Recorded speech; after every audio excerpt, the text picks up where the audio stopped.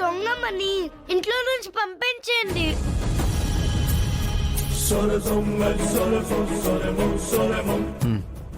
పంపించేస్తాను బంటి, తప్పకుండా పంపించేస్తాను.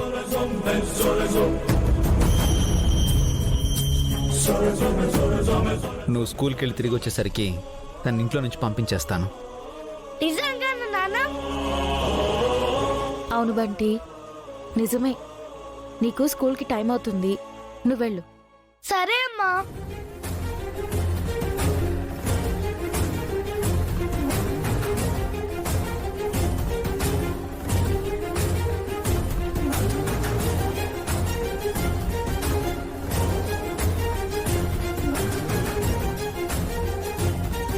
రాజు, ఆనంద్కి ఒకసారి కాల్ చేయాల్సింది. ఫోన్ తీయట్లేదు అమ్మగారు. మళ్ళీ ఒకసారి ట్రై చేయ రాజు.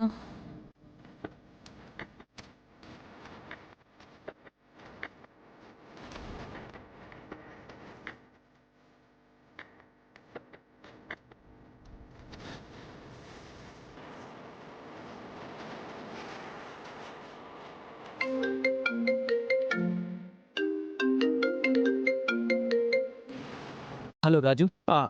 ఆనంద్, ఎక్కడున్నావు ఆనంద్? కోమలి చదువుకున్న కాలేజ్ దగ్గర ఉన్నాను రాజు. ఆధారాలు ఏమైనా దొరికాయా ఆనంద్? ఆధారాలు దొరకకుండా ఉండడానికి కోమలి ఏమైనా పురాతన మనిషా? కాదు కదా రాజు, ఆధారాలన్నీ దొరికాయి. ఇదిగో నీ దగ్గరికి బయలుదేరుతున్నాను. థ్యాంక్ యూ ఆనంద్, త్వరగా వచ్చేసాయి. అలాగే రాజు.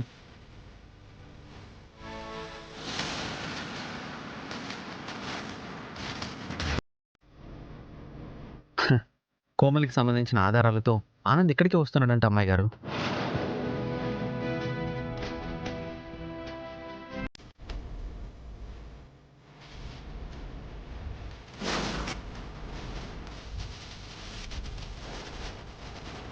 కోమలి, ఇంకా సేపట్లో నీ కథకి ముగింపు పలుకుతా.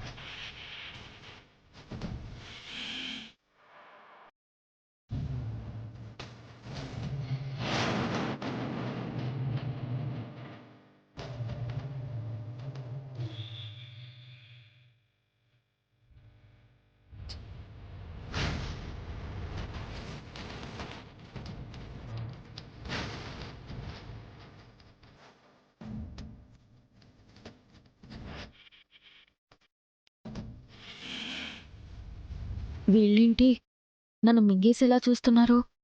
నిన్న నా వల్ల తిట్లు తిన్నారు కదా, ఆ విషప్రయోగం నేనే చేసుకుని వీళ్ళని తిట్టించాను అనుకుంటున్నారేమో.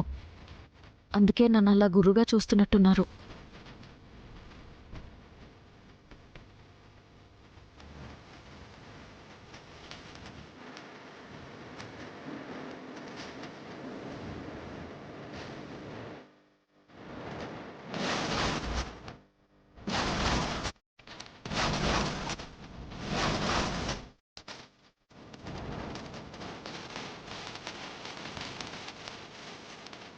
సుమా, బావగారు, నేను మీటింగ్ వెళ్తున్నాను. రూపకేం కావాలో నువ్వు దగ్గరుండి చూసుకోవాలి. మీరంతలా చెప్పాలా బావగారు? నా కూతుర్లా చూసుకుంటాను.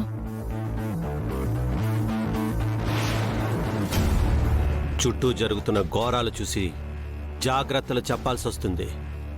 ఎవ్వరిని నమ్మడానికి వీల్లేదు.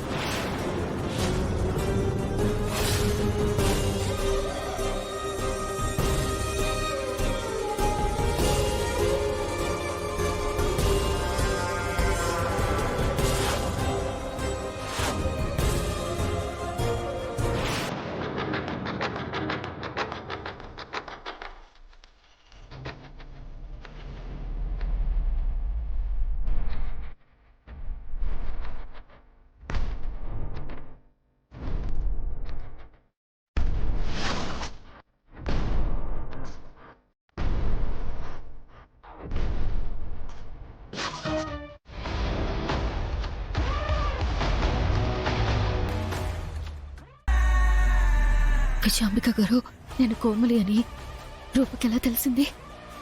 నాకు కూడా అదే అర్థం కావట్లేదు కోమలి. పైగా ఇంకాసేపట్లో ఇంకేదో బొమ్మ చూపిస్తాను అని చెప్పింది.